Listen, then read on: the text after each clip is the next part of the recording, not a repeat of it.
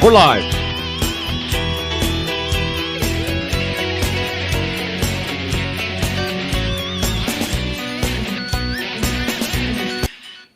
Is this thing on? Can you hear me?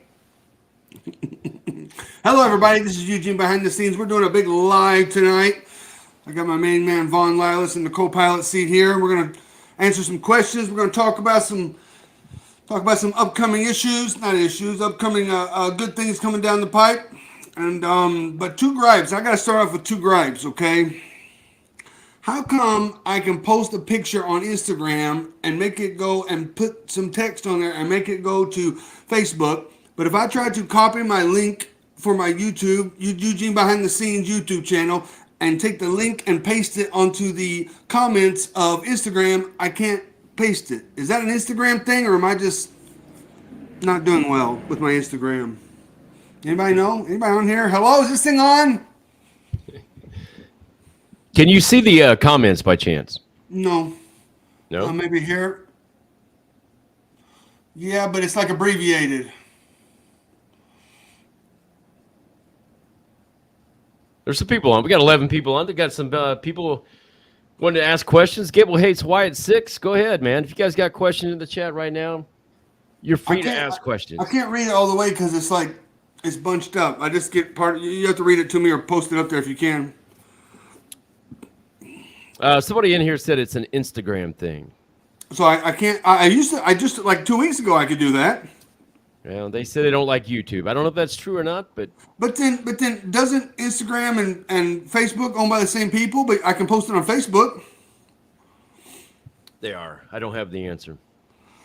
Okay, well, my second thing I'm gonna complain about is I got the new iPhone 15 Pro and I absolutely love it. My previous iPhone was a 11. How come all the songs that I have on my 11 don't go to my iPro 15? And some of them say they're out of area. What is that all about? Out of area. How come I can buy a cassette, when I was a teenager, and then buy the CD when I was a little bit older, and then buy every song on the album on MP3, and then now all of a sudden I get a new iPhone and Apple tells me I can't put my blessed songs on my iPhone that I purchased at least 3 times now? Who do we talk to about this? Do we talk to the governor? I don't know. What's the next question? The governor. Oh, here's a good question. Can you read if I put it up here like this? Barely. Triple H offer you a return to WWE. Well, my law team has told me that I can neither confirm nor deny that Triple H has indeed reached out for another offer. So we'll just let it stand and let that breathe a little bit. And, maybe one day in the future you'll see Eugene or Nick Dinsmore somehow part of the product. But then again, maybe not. You never know. Oh my God, that's way too small. WrestleMania 21 is my favorite too with Hogan. Awesome, man. But since Cena is retiring, any stories you can share about him? Okay, so here's one when we're all in OVW, right? And I can't remember where we were going or who, but it was Cena and Batista were in the car, and Batista was going to run into a gas station to get drink or Gatorade or something, right? And he goes, does anybody need anything? And Cena goes, yeah, give me a box of condoms and an auto trader. And damn it, if Batista didn't come out with a box of condoms and an auto trader. Not a very in-depth story, but that's just one I remember. Because it became a running joke later on. Need anything in the store? Box of condoms and an auto trader. That's awesome. I've never heard that story before. I got so many, brother. They're all packed in here behind my scenes. Hey, I think the one Cena story, was Jeter's birthday. We could maybe save that for Patreon here at 7:30 tonight. Yeah, that one gets a little graphic. So, we could. It involves nudity and drunkenness, but we can talk about it on Patreon at 7:30. So if you haven't signed up for the Patreon, the Eugene Behind the Scenes Patreon, oh my gosh, you got to do it. You got to do it now, because we're advertising this big announcement, and I'm gonna wait a little bit until I unleash this announcement. I think it's a big announcement. It is for me. In my head, it's a big announcement. So I hope everybody else thinks it's as huge of an announcement, and help me in this. It's going to become a campaign, is what it's going to become, and I'll get to it before too long. I don't want to burst my bubble too soon, but next question.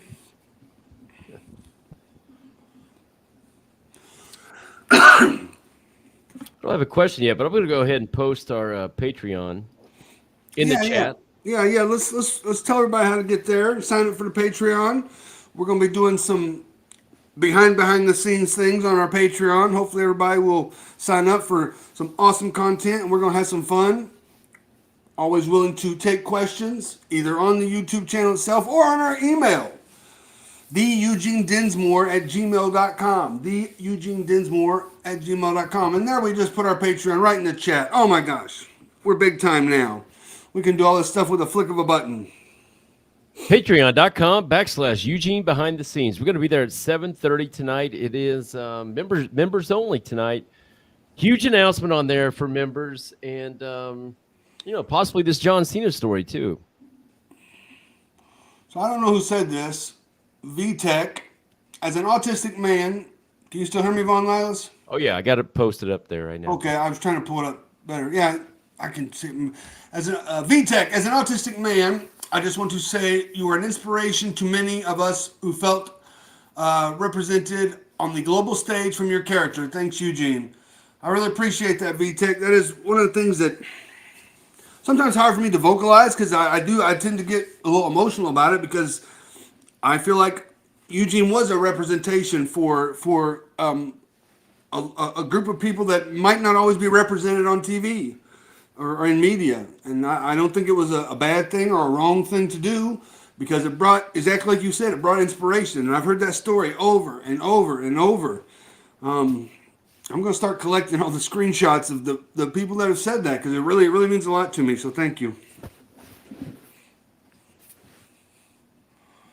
Did you win contest in 90s for tickets? Oh, yeah. Okay, so was it 95? Maybe 96, 95. WWF Monday Night Raw was coming to the Louisville Gardens, and I had to go, right? So in Louisville, there's a radio station called WQMF, 95.7.com, WQMF. And in the morning, there was Rocky and Troy, and they were the best morning show on radio, hands down. And they had one gentleman, kind of a comedy character. His name was Danger Boy. If you're from Louisville and you're at least my age and you listen to WQMF in the mornings, you would know who Danger Boy is. Danger Boy would go out and pull pranks and then call into the radio station and tell them what happened, blah, blah, blah. Well, they were going to give away tickets to Monday Night Raw at the Louisville Gardens. And they were going to give it away. They were going to give it away by having a raw egg eating contest, but they thought maybe someone would die of salmonella, so they decided to have a hard-boiled egg eating contest. For front row tickets to Monday Night Raw, hard-boiled egg eating contest, Louisville Gardens, 6 a.m. So I showed up, my good buddy Michael Caphammer, who I went to high school with, and we were the two biggest wrestling fans at Providence High School. We showed up at the Louisville Gardens, 6 a.m. for the WQMF hard-boiled egg eating contest for Raw tickets, front row to Raw tickets. And I won. I ate. So eating the actual hard-boiled egg wasn't the difficult part. The difficult part was cracking it and then eating it. And I ended up eating 6 hard-boiled eggs in 95.7 seconds. And I won my friend Michael Caphammer and I front row tickets to Monday Night Raw at the Louisville Gardens. And I remember the camera at some point panned past us. And I got a screenshot of that from the WWE Network, with the logo and us, being ridiculous fools. But it was a really cool experience, and I got to sit front row. I remember I thought Hakushi was going to come over the top rope into the crowd on us. Yokozuna fell out over the top, and I thought he was going to fall on us. And there was a cage match at the end of the night. And Diesel walked out the cage, and he gave me one of these. Boom, Diesel. Super cool night. Just another one. What are your memories of working with Randy Orton and Batista?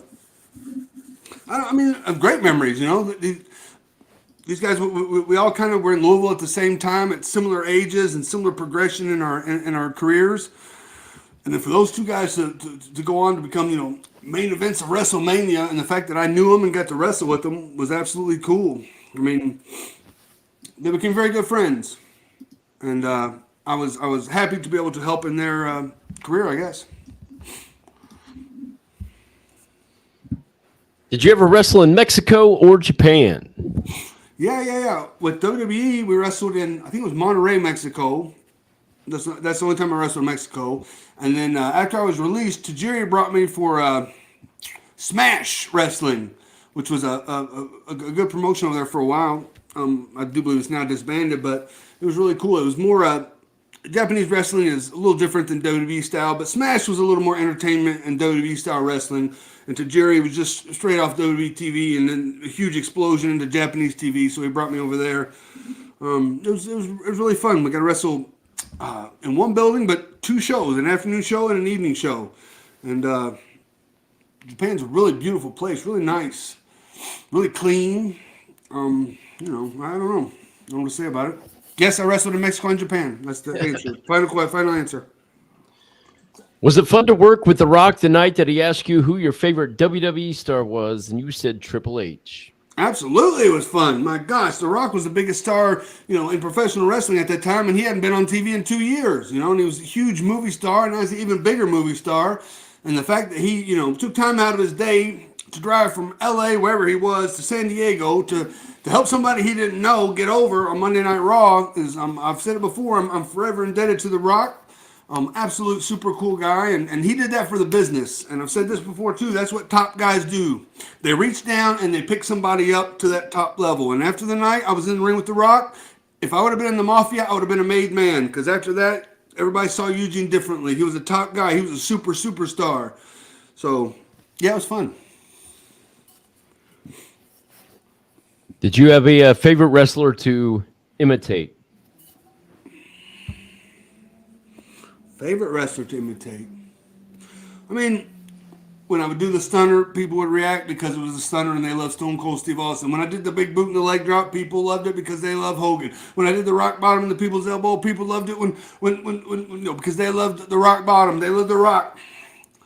But sometimes I would try to do obscure, maybe wrestling characters in the ring to try to crack someone else in the match. I don't know, if I start doing a real deal Rod Steel or something, and only a handful of people would know what I'm talking about, and they're all there trying not to laugh. Junkyard Dog, Handsome Jimmy Valiant. I like doing Handsome Jimmy Valiant, Boogie Woogie Baby. I don't know, it was like just a lot of the characters that I enjoyed watching growing up that entertained me, that I could remember little things that they did in matches. So, what's that I'm going to say? You have a favorite match that you were a part of? Well, it's kind of hard to say favorite match. I mean, I've been in the ring with Hogan. I've been in the ring with The Rock. I've been in the ring with John Cena. Been in the ring with Triple H. Won the tag team titles. I don't know. I mean, favorite match, probably the one I made the most money from, but I don't know which one that one was. I mean, the whole run with WWE was magical, and a lot of those matches I look back now and think, my gosh, that was, I don't know, for me that was a huge accomplishment, and I'm very proud of it. So all the matches are my favorite. Did you ever get to work with Kane? It's funny you should mention that. We just did a video. Have we published that one yet, Von Lawless, the Kane video? It's not out yet, but it will be. All right, it's still coming in the works. soon. It's still brewing, but since you asked, yes, I wrestled Kane May 31st, 2004 at the Bell Center in Montreal, Quebec, Canada. But I also wrestled Kane before that in USWA when he was Unabomb, which was kind of a masked character, very similar to what Kane would become. And then I also wrestled him as the fake Diesel, and he threw me in the mud. Wow.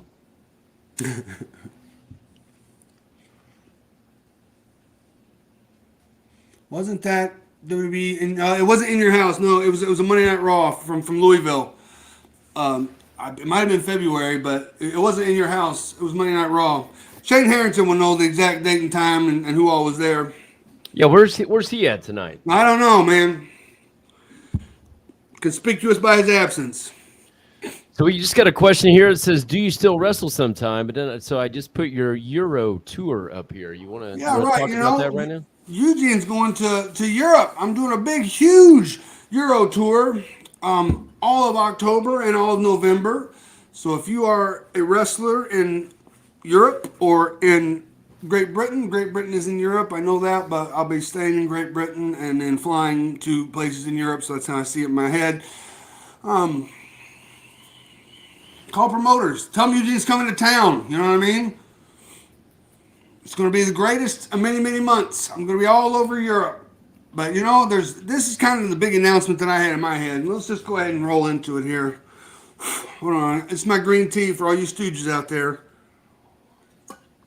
So, when I'm in Great Britain, there's somebody that's like just really, really been, just like, I know, this guy, you know, when people out there bragging about, you know, all their enlightened wonders and all their transcendentalism. I know that there's a guy in Britain that has got all kinds of followers and subscribers, and he's on the Rumble and he's on the YouTube and he's all over the place. And his name is Russell Brand. That's right, I said Russell Brand. I've had a bone to pick with Russell Brand for a long time, and the fact is, Russell Brand has got legs like a chicken. That's right, I said it. He's got legs like a chicken.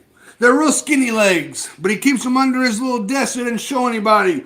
But you know what? I'm going to challenge Russell Brand right here and right now to a charity arm wrestling match when I am in Great Britain in October or November. So he can start pumping his iron and lifting his arms, because I'm going to show everybody if I beat him arm wrestling, which I know he can, he's got little wimpy arms, he'll show everybody that he's got legs like a chicken. Now, if he somehow beats me, and I don't think he will, I'll walk all over Great Britain in a chicken costume. That's my big announcement. Help me challenge Russell Brand to a charity, any charity he likes, his charity of choice. And we'll do a huge charity arm wrestling match right there in Great Britain. And I'm going to show everybody he's got legs like a chicken.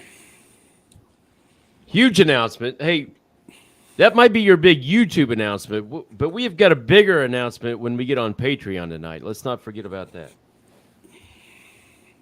Well, I always try to over-deliver.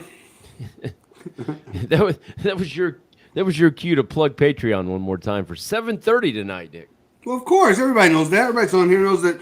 In the comments there, we've got the link to our Patreon /.com/Eugene Behind The Scenes. And tonight we're going to be there at 7:30. A mere 13 minutes away from Patreon bliss. It's awesome. Let's see. Triple H does bring you, or let's say maybe Triple H does bring you back and says, okay, here are your top 5 talents you want to work with. Man, I don't know. I really don't know, because there's a lot of good talent out there. And to pick 5 is very tough. I'll say the ones that I'm most friendly with, Braun Strowman and Chad Gable, without a doubt. I don't know who else I would have in my stable. I see myself with a new stud stable. That's what it's going to be. Eugene's new stud stable, and we're going to dominate everything. I don't know if that'll work or not, but I always wondered in Dallas, Mick Foley, Cactus Jack was in the stud stable. How is Cactus Jack in the stud stable? That's all I want to know. He was also in Rip's Cartel. I could see him in a cartel. Yeah, I could see him being in a cartel, but I don't know. Hey, we got a fan here from New Zealand. Kiwis.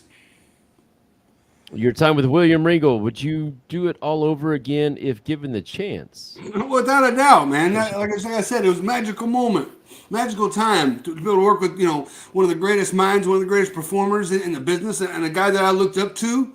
Without a doubt, it was so much fun. I just wish I would have taken more pictures.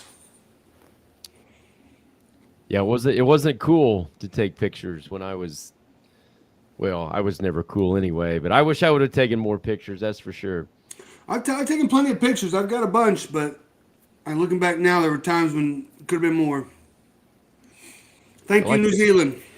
I like this question. Were you ever a local competitor when they would have the guys come out and... Oh, you mean like a job guy? Oh, yeah, right here from Cleveland, Ohio.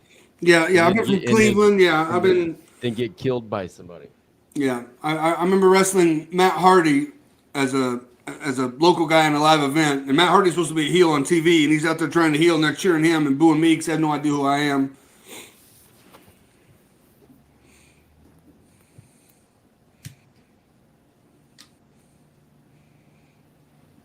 Let's see, I can read it. Who killed WCW? Have you seen any of that I've seen one episode. series? I haven't seen any of it. AOL Time Warner killed WCW, hands down. You think so? Well, yeah, they said they didn't want wrestling on. They took over Turner Broadcasting, and they said they didn't want wrestling on their programming. So that was it. You don't think it had anything to do with the 1,000 tickets they sold to their last? No. What was their big pay-per-view? No. WCW, except for the Monday Night War era, was never really a moneymaker. But it was easy programming, and Ted Turner liked it. And and Ted Turner apparently was the type of guy that would say, "Oh, everybody doesn't like it. Well, I'm going to keep it on just because this is my show." And when he sold out, when he lost his control to his own company, they did what they wanted. Hey, here's another plug for your character. Got me through a lot of hard times and kept me from ending my life. Thank you. Gosh. That's kind of steep there for someone to say that, I watched your character and that gave me inspiration to not in my life. I mean, thank you, but I'm still glad that you're here. I wish the best to you. I don't know how to reply to that. It's kind of honor. It's an honor, but it's kind of humbling. I don't know how to explain it. I just think it's to me, looking at all the comments on like YouTube when we did our very first video on your character. And a lot of people, there are a lot of people out there that bash the character, but then the people that are actually relate to your character love it. So I think they're the ones that you have to listen to and appreciate, not the other people. I don't think there's that many detractors, though. No, I hear more. You couldn't get away with that today, which I disagree with. But I don't get many people saying you did a bad thing. I get more people just like that gentleman. No, I don't mean you did a bad thing, but like WWE did a bad thing by presenting this character, which I don't think so. Right. What are your thoughts on WWE going to Netflix? I feel like every move that WWE makes is business-wise great for them. And they've been that degree of excellence in business for quite some time. And if they feel like that's the best platform for them, then it probably is.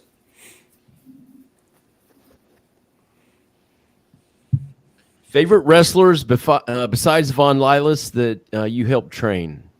I don't know. There's a lot of them that I helped train. I mean, come on. I was a coach in OVW when Batista and Brock Lesnar and John Cena, Randy Orton, Victoria, Shelton Benjamin came there. I helped some of the younger guys at that same time, like Johnny Jeter, who was Johnny from the Spirit Squad, Muhammad Hassan, Mark Capani, and then Chris Cage. What was his name? Kraylin Croft? Yeah. Yeah. As well as, what was Armando's full name? Armando Alejandro Estrada? Correct. So, I mean, I've helped, I feel like I've helped train a lot of people. And then, just like I said, when I was a coach at NXT, I helped Chad Gable and Braun Strowman are two of them that I worked more with. But I had classes with almost everybody that was there that's now on TV. So I met a person or two.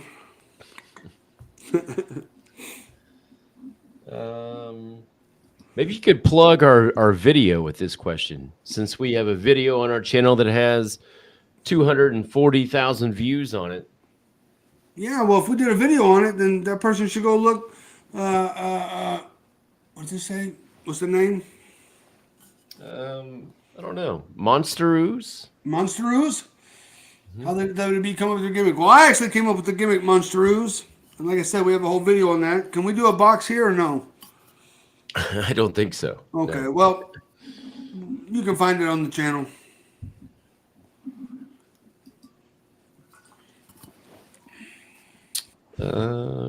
Tony James Comedy worked with you briefly in the UK at Purdiswell Leisure Center with Tyson T-Bone hair match. I was the ring announcer from local radio. That's right, Tony. We had a heck of a show there. We had them sold out. We had them packed out, out on the sidewalk around the block. Oh my gosh, it was an incredible night. And that hair match was 5-star, brother. Hopefully I see you soon when I'm over there.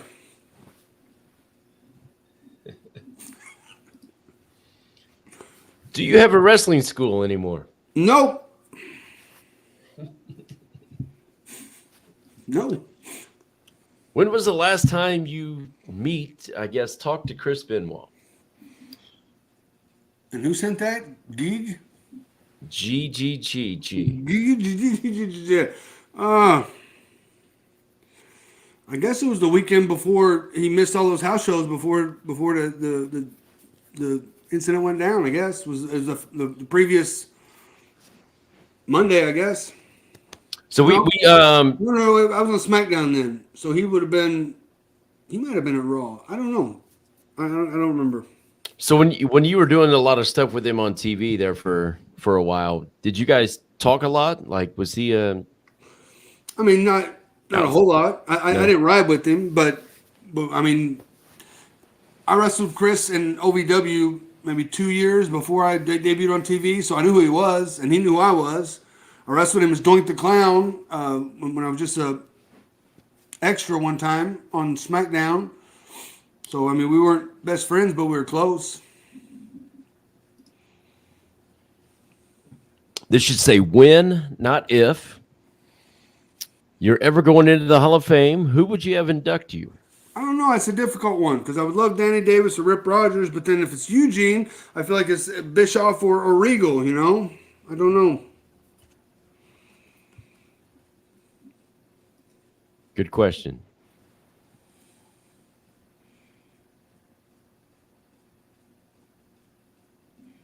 The last comment is relatable.